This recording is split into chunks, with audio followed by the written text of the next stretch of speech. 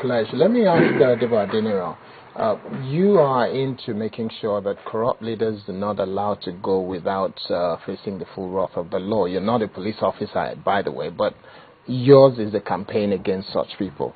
Now, the situation is such that the allegation against Justice Salami is along the lines of him having been alleged to have been compromised in the decision that he took many years ago. Now it seems like it's being out now that actually he was not compromised. There was no corruption involved in his action.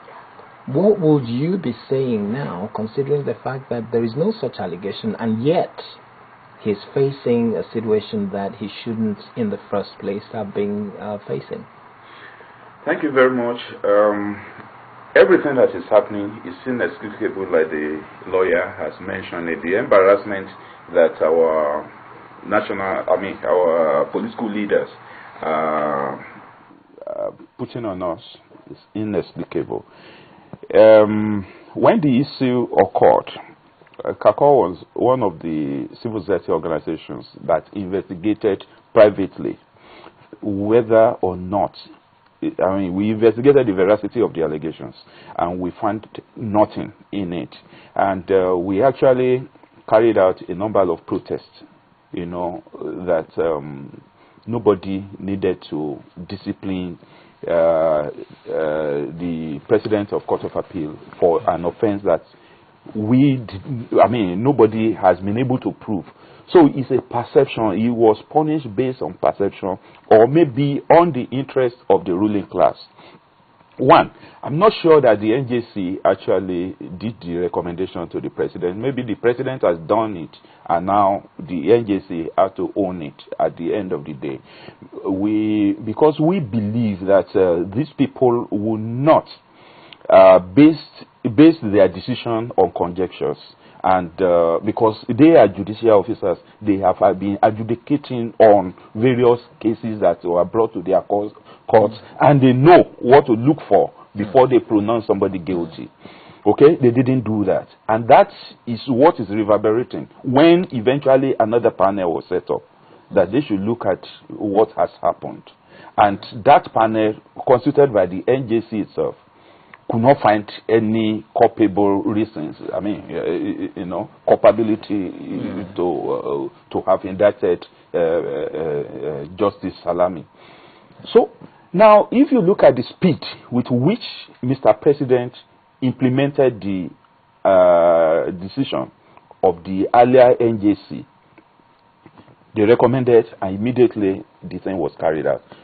Justice Salami was suspended. Now, they carried out another investigation. They discovered that Justice Salami was not culpable.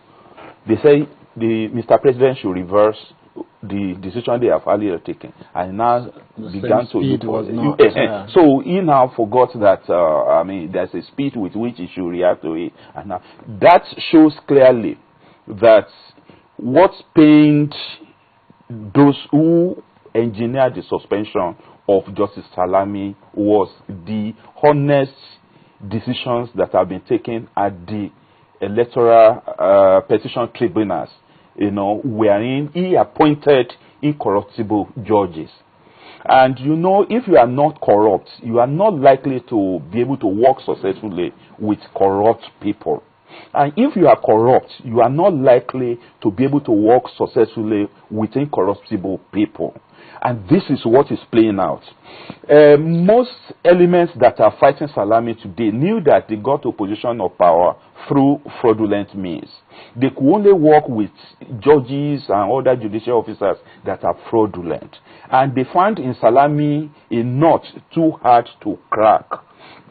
And he has made it so, because what they wanted, they now, after their findings, they now wanted Salami to give an undertaking that he was going to retire if they recall him. And that's when I said, look, you have not found me guilty of any offense.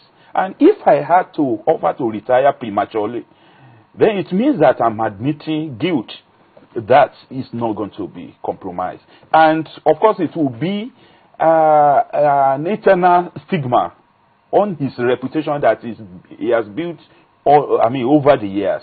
So these are the reasons why we don't support the situation whereby Justice Salami will now enter into an undertaking that is going to repair. And when you look at those who supported Salami's not calling back, you look at their history, most of them are those people, at least 3 of them participated in the prosecution of Ken Saro-Wiwa that was hung by the late Abacha regime. You talk about Peter Umeadi. You talk about